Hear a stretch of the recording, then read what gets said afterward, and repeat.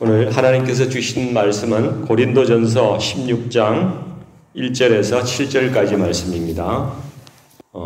16장 1절에서 7절까지만 오늘 같이 합독하겠습니다. 시작. 성도를 위하는 연보에 관하여는 내가 갈라디아 교회들에게 명한 것 같이 너희도 그렇게 하라. 매주 첫날에 너희 각 사람이 수입에 따라 모아두어서 내가 갈 때에 연보를 하지 않게 하라. 내가 이럴 때에 너희가 인정한 사람에게 편지를 주어 너희의 은혜를 예루살렘으로 가지고 가게 하리니 만일 나도 가는 것이 합당하면 그들이 나와 함께 가리라. 내가 마게도냐를 지날 터이니 마게도냐를 지난 후에 너희에게 가서 혹 너희와 함께 머물며 겨울을 지낼 듯도 하니 이는 너희가 나를 내가 갈 곳으로 보내어 주게 하려 함이라. 이제는 지나는 길에 너희 보기를 원하지 아니하노니 이는 만일 주께서 허락하시면 얼마 동안 너희와 함께 머물기를 바람이라. 네, 거기까지만 읽겠습니다. 오늘 고린도전서 16장 말씀으로 형제를 위한 사랑의 손길이라는 제목으로 말씀 나누기를 원합니다. 여러분, 제가 이전에 직장에서 중국 주재원으로 근무할 때에 한인교회에 이렇게 다녔는데요. 그때 이제 재정 책임을 맡아서 봉사를 했었어요. 제가 있던 그 천진시에는 이 종교국이라는 그 기관이 있어요. 그래서 이 외국인 교회라도 이 종교국에서 가끔 나와서 이렇게 둘러보고 항상 감시를 해요. 그래서 어느 한 번은 그 국장이 직접 나왔는데 우리 교회 인원이 많이 늘었다고 그 아랫사람을 막 두고 뭐 했냐고 막 이렇게 난리를 이렇게 치는 거를 제가 목격을 했습니다. 이 공산당 정권이 이 교회를 위협 세력으로 보고 있기 때문에 성도가 느는 것을 별로 좋아하지 않습니다. 그래서 외국인 교회를 독립 건물이나 이런 데 예배당 설치하는 것을 절대 불허해요. 어떻게 하냐면은 호텔, 이제 중국말로는 주디엔 혹은 빈관 뭐 이렇게 이야기하는데 그 안에 회의실 있지 않습니까? 그런 데다가 이제 교회를 집어넣게 하고 거기에서 이제 감시를 하고 그렇게 하죠. 그러니까 렌트비는 많이 받고 인원은 늘지 못하게 하는 그러한 전략을 이 사람들이 쓰는 겁니다. 그래서 교회 재정 상황은 항상 좀 어렵습니다. 그때 기억에 남는 일은 우리 목사님이 그 방침이 우리가 아무리 어려워도 성교비만큼은 우리가 줄이지 맙시다. 이런 방침을 가지고 계셨어요. 그래서 제가 재정 책임 있을 때에 중국 내에 소수민족들이 많거든요. 55개 소수민족이 있어요. 특히 운남성, 사천성 이쪽에 이제 많이 소수민족들이 살고 있는데 거기에 한국인 선교사들이 그때만 해도 굉장히 많이 나가 있었어요. 그래서 우리가 그때 제가 기억하기로는 23분의 선교사님을 저희가 매월 1,000유엔 중국 돈으로 유엔씩 이렇게 보냈어요. 한국 돈으로는 17만 5천 원 정도 되거든요. 우리 달러로 하면 한 1,300불 정도 되지 않습니까? 매월 아마 거의 400만 원 이상 되는 4,000불 이상 되는 돈을 저희가 선교비로 보냈던 기억이 있습니다. 초대교회는 우리 예루살렘 교회가 모교회예요. 예루살렘에서 처음 만들어진 교회. 그 교회, 이 이야기를 먼저 좀 하나 드려야 되겠구나. 이 목사님께서 선교에 굉장히 관심이 많으셨거든요. 그래서 우리가 카이로스라는 그러한 그 선교 훈련 프로그램을 교회 내에서 했었는데 거기에서 비전을 같이 나눈 적이 있었어요. 여기서 우리 목사님이 이제 그린 그림을 가지고 설명을 했는데 항공모함을 이렇게 하나 딱 그리고 주위에 배를 여러 개 그려놓고 자기의 소망은 우리 교회가 이 항공모함처럼 이렇게 되는 것이고 선교사나 선교단체들이 각 지역에 나가서 선교하고 우리는 이게 항공모함으로 뒤에서 이렇게 대포사격을 쫙 해주는 그러한 교회로 만들고 싶다고 이렇게 비전을 나눈 적이 있었어요. 그래서 오늘 그 말씀을 가만히 보니까 그 말씀이 생각이 나더라고요. 그래서 초대교회가 예루살렘 교회가 항공모함이구나 이런 생각이 들고 안디옥 교회는 이 항공모함을 호위하는 이 구축함들 옆에 있는 그 배들 이렇게 그런 역할을 하고 있는 것이라고 생각이 들었습니다. 그래서 안디옥 교회가 이 바울과 바나바를 이제 상륙 작전을 투입을 시켜서 선교사로 보내서 거기서 교회를 개척하고 교두보를 확보하는 그러한 일들을 한 것이죠. 근데 이 교회들이 예루살렘 교회, 안디옥 교회, 그리고 선교지에 있는 모든 그러한 교회들이 주 안에서 하나의 지체다. 이러한 의식으로 연합되어 있다는 것을 오늘 말씀을 통해서 우리가 알 수가 있는 것입니다. 사도행전 11장 28절에 보면은 그때 그 아가보라는 그 예언하는 사람이 있어가지고 천하에 큰 흉년이 들리라 이렇게 예언을 했는데 글라우디오 황제 때에 그렇게 되었더라 이렇게 말씀하고 있어요. 특히 그 팔레스타인 지역이 아주 그 심한 흉년으로 많이 어려웠던 것 같습니다.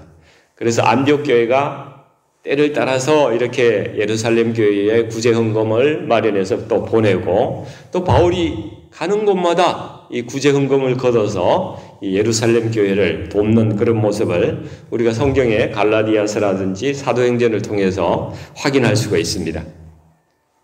근데 여러분, 교회가 개척되지도 얼마 안 됐는데, 그죠? 선교지 이방인들에게 이 선교지 교회들이 모교회인 이 예루살렘 교회를 돕겠다고 그 흉년으로 그 굳는 우리의 지체를 돕자 이런 생각을 가지고 이렇게 구제 헌금 연보를 하고 있다는 거 이게 참 놀라운 일 아닙니까?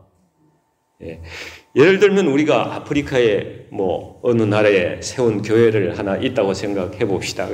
그 교회에서 우리가 어렵다고 헌금을 모았다는 거예요. 그거하고 지금 똑같은 그런 상황입니다. 이게 복음의 능력이 아니면은 어떻게 이런 일이 일어날 수 있겠습니까?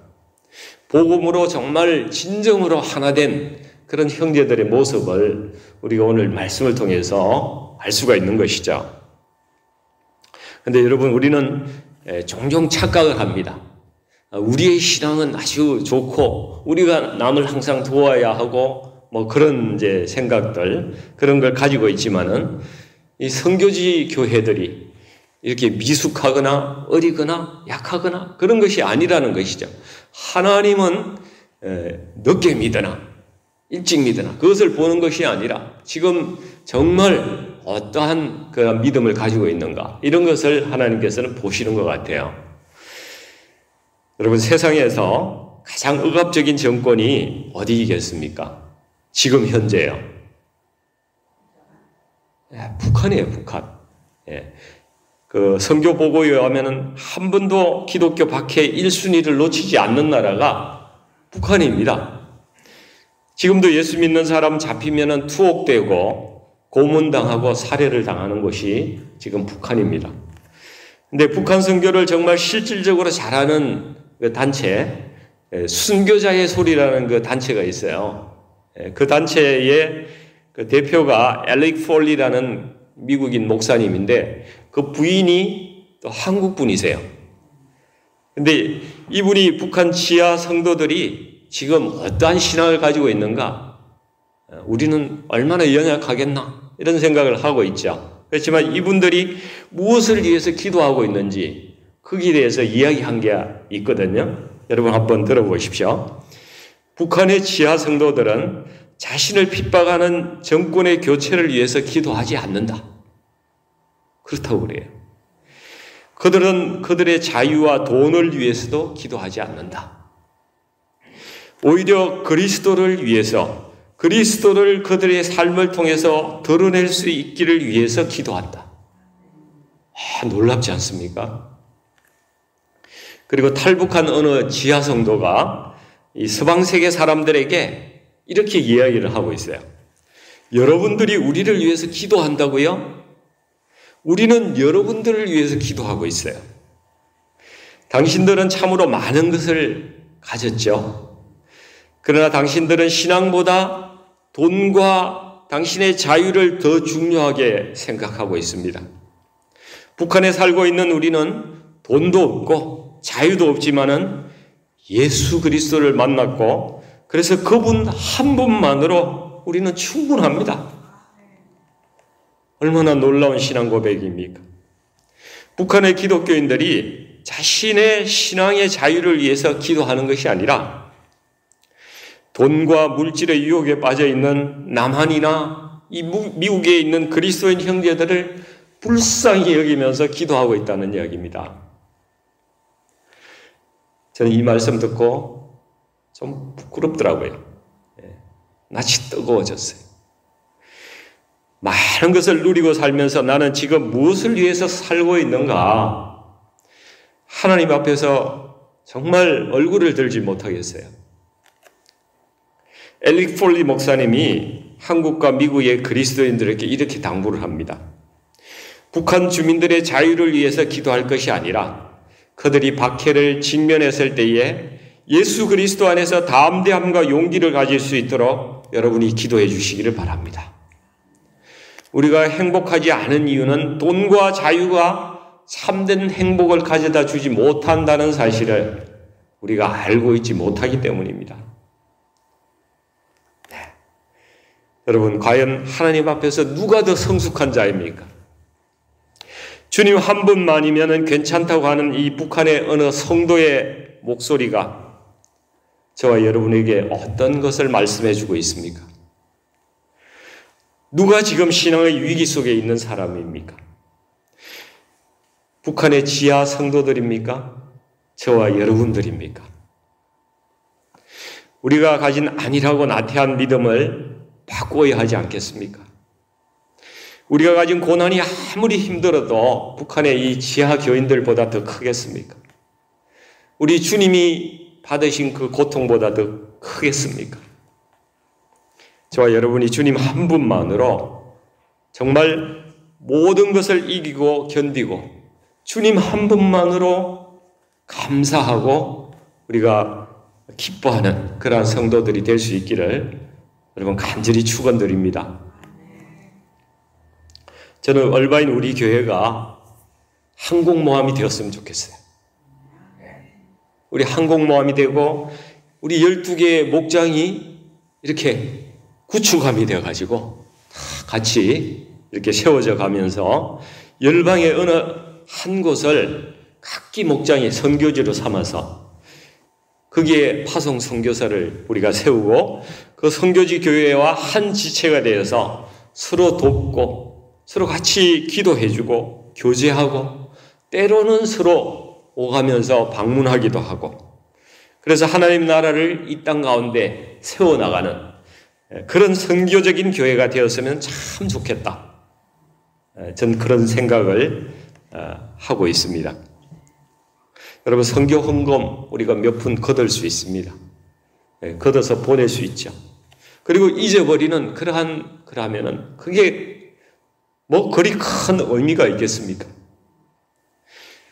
이 선교지 교회가 나의 지체이고 형제고 어려울 때 같이 구제도 같이 할 수 있는 그러한 한 형제로서의 지체의식 이런 것들이 같이 있어야 진정하게 우리가 한 형제, 주님 안에서 한 형제라고 이야기를 할 수가 있는 것이죠. 여러분 고린도 교회는 갈라디아나 마게도니아 교회에 비하면 사실은 헌금에 좀 인색한 교회였어요.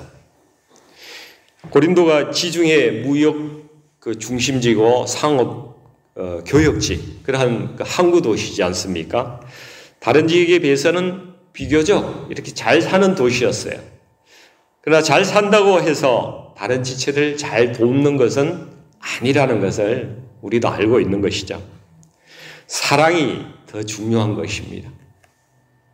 여러분 사역자가 헌금 이야기를 하기가 쉽지 않지만은 바울은 갈라디아 교회가 이렇게 헌금한 것처럼 예루살렘 교회를 위해서 너희도 연보를 이렇게 하라, 이렇게 권면을 하고 있습니다. 이 구제하는 것은 여러분 잠언서에도 하나님께 구워드리는 것이다, 이렇게 말씀하고 있습니다. 다른 사람을 돕는 것은 하나님의 뜻이기 때문에 바울이 이야기를 하는 것입니다. 또 바울이 권면하는 이유는 교회의 하나됨을 가르치고 또 깨닫게 하려고 하는 것이죠. 오늘 본문에서 바울의 가르침을 통해서 연보에 대해서 몇 가지 원리를 이렇게 발견할 수가 있습니다. 여러분, 첫 번째, 먼저 연보는 일부 부유한 사람만 참여하는 것이 아니라 2절을 보세요. 너희 각 사람이 수입에 따라, 그죠? 수입에 따라. 이 모든 사람이 각자의 형편에 따라서 자발적으로 참여해야 한다는 것을 가르치고 있습니다. 그래서 교회는 한두 사람에 의해서 좌시되거나 우시되거나 이런 상황이 되어서는 좋지 않은 것이죠. 많으나 적으나 모두 함께 자기 형편껏 이렇게 사랑의 짐을 같이 나눠지는 교회가 건강한 교회라는 사실입니다. 또 두 번째로, 또 연보를 적극적으로 하는 것보다는 미리 준비를 하는 것이 좋다고 이 말씀에서 이야기를 하고 있죠. 2단 후절의 말씀을 보십시오. 모아두어서 내가 갈 때에 이 연보를 하지 않게 하라. 적극적으로 연보를 하지 않게 하라, 이 말씀입니다.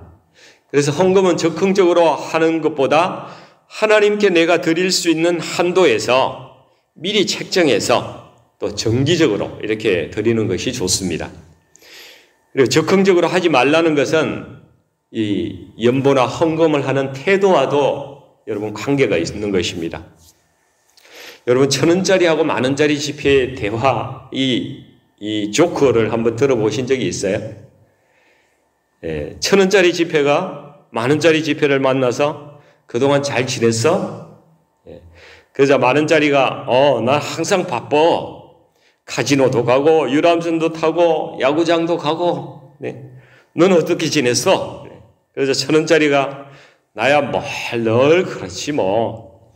교회 헌금 주문이 들어갔다가 또 성당 갔다가 가끔 절에도 갔다가 오고 이번 주에도 또 교회 갔다 왔어.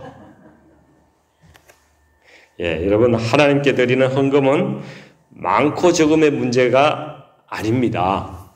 그러나 주머니 속에 처박혀서 구겨져 있던 이 지폐, 관심도 안 가졌던 그 지폐 한 장 성의 없이 하나님께 그렇게 드린다면은 만주의 주이시고 만왕의 왕이신 우리 하나님께서 혹시 모욕감을 느끼지 않으시겠어요?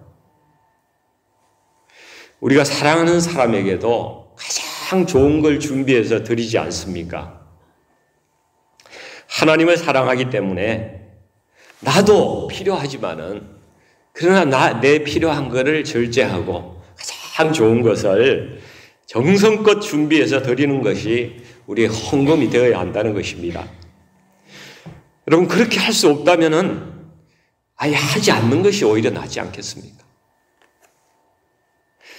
이제 세 번째, 교회는 또 재정에 관한 일에 언제나 조심해야 된다는 것이죠. 아주 신중하게 취급하고 관리해야 된다는 것입니다. 정직하고 깨끗하게 재정을 관리하고 사용해야 되죠. 그래서 3절을 보면은 이 바울도 자신이 직접 연보를 운반하지 않고 교회가 인정한 사람에게 주어서 바울은 그 서신을 써가지고 그 사람에게 주어서 예루살렘에 전달하려고 그렇게 하고 있어요. 투명하게 이렇게 연보를 전달하고 관리하겠다는 그런 말씀입니다. 여러분, 교회에서 시험 받는 원인이 여러 가지가 있지만은 헌금도 그 중요한 원인 중에 하나죠. 내가 낸 헌금을 어떻게 쓰는가? 이것이 우리 성도님들의 또한 관심사이기도 합니다. 근데 예수님께서 수고하고 무거운 짐진 자들아 다 내게로 오라. 내가 너희를 자유케 하리라. 이렇게 말씀하셨는데 교회에 왔더니 헌금이라는 무거운 짐을 갖다 가슴에 탁 얹어 놓으면은 이거 뭐 하나님께서 기뻐하시겠습니까? 여러분, 한국의 많은 교회에서 직분자를 세울 때요, 장로는 얼마, 권사는 얼마, 이렇게 막 배당을 해서 하는 관례 아닌 관례가 있어요. 다 그 교회가 그렇게 하는 것은 아닙니다. 그러나 일부 교회에서 그렇게 합니다. 또 자발적이라고 하면서 그렇게 해요. 근데 우리 교회에서 그렇게 하지 않는 거 참 감사합니다. 근데 꼭 뭐 어떤 행사를 하고 뭐 수건을 만들거나 또 식사를 대접하거나 실비는 뭐 이렇게 모아서 이렇게 같이 부담할 수가 있죠. 그러나 일괄적으로 얼마씩 뭐 이렇게 하는 그것은 아주 맞지 않는 것이라고 생각합니다. 그래서 헌금에는 두 가지 원칙이 반드시 지켜져야 한다는 것이죠. 첫 번째는 우리 능력 안에서 하나님께 최선을 다해서 드리는 것입니다. 그리고 두 번째는 반드시 자발적이어야 한다는 것이죠. 헌금은 강요하면 안 되는 것입니다. 그래서 반드시 헌금에는 이 두 가지 원칙이 지켜져야 합니다. 그리고 교회는 이 헌금을 어떻게 관리해야 됩니까?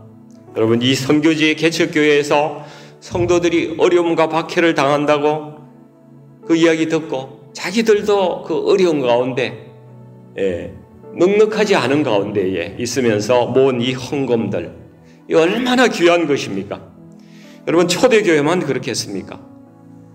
우리 교회의 헌금도 한 푼 한 푼 성도들께서 이렇게 드린 헌금 안에는 이 성도님들의 눈물과 땀과 수고가 그 안에 다 들어있는 것 아니겠습니까? 가장 귀하게 부끄럽지 않게 하나님 앞에 쓰여져야 하는 것이죠. 이 바울은 고린도 교회의 성도들이 모금한 이 구제 헌금을 3절에 보면은 너희의 은혜를 예루살렘으로 가지고 가게 하리니 이렇게 말씀하고 있어요. 너희의 은혜 이렇게 이야기를 합니다. 너희가 행한 이 구제 헌금은 돈이 아니라 너희가 대가를 바라지도 않고 전해주는 아주 고귀한 선물이고 땀이고 눈물이고 사랑이라고 바울이 이렇게 이야기를 하고 있는 것입니다. 우리가 이런 마음으로 헌금을 하고 또 관리를 해야 될 줄로 믿습니다. 마지막 5절에서 7절 말씀이 있는데 특별히 6절 말씀이 여러분 우리의 가슴을 참 먹먹하게 합니다. 6절 말씀은 쉬운 성경으로 제가 한번 읽어보겠습니다. 여러분에게 가면 나는 얼마 동안 여러분과 함께 지낼 것 같습니다. 어쩌면 그곳에서 겨울을 날지도 모르겠습니다. 그런 뒤에 다음 목적지가 어디든지 간에 여러분이 거리로 나를 좀 보내주시기 바랍니다. 여러분, 주의 사명을 따라 성령이 이끄시는 대로 그 사역지를 향해서 떠나야 하는 그 사역자, 교회에서 다음 행선지까지 좀 나를 이렇게 경비를 좀 지원해서 보내줘야만 갈 수 있는 무일푼인 그 순회 사역자인 그 바울 사도, 그리고 고린도 교회가 많은 문제가 있음에도 불구하고 사랑하기 때문에 간절히 보고 싶고 또 함께 시간을 보내기를 원하는 이 복음으로 낳은 자신의 그 영적 자녀들, 그 성도들 향한 이 바울의 마음, 여러분, 이 사역자와 성도들에게 이 사랑 이야기가 우리의 가슴을 먹먹하게 하지 않습니까? 우리에게도 이런 복음의 이야기, 뜨거운 사랑의 이야기, 주님께서 우리에게 행하신 놀라운 사랑의 이야기들이 넘치는 교회가 되었으면 좋겠습니다. 그리고 북한의 어느 지하 성도의 외침처럼 내가 주님을 만났기 때문에 이제 주님 한 분만으로 나는 다른 거 필요 없습니다. 주님 한 분만으로 충분해요. 이렇게 이 고백이 우리의 고백이 될 수 있기를 우리 주님의 이름으로 간절히 축원드립니다. 같이 기도하겠습니다. 사랑과 은혜가 풍성하신 아버지 하나님, 이 땅의 교회를 통해서 복음이 전해지게 하시고 또 사랑이 전해지게 하여 주셔서 귀한 생명의 통로가 되게 하여 주심 감사합니다. 주 안에 하나된 형제들이 서로 돕고 또 넉넉한 마음을 허락하셔서 선교와 구제에 힘쓰는 그런 주님이 기뻐하시는 우리 교회가 될 수 있도록 하나님 인도하여 주시옵소서.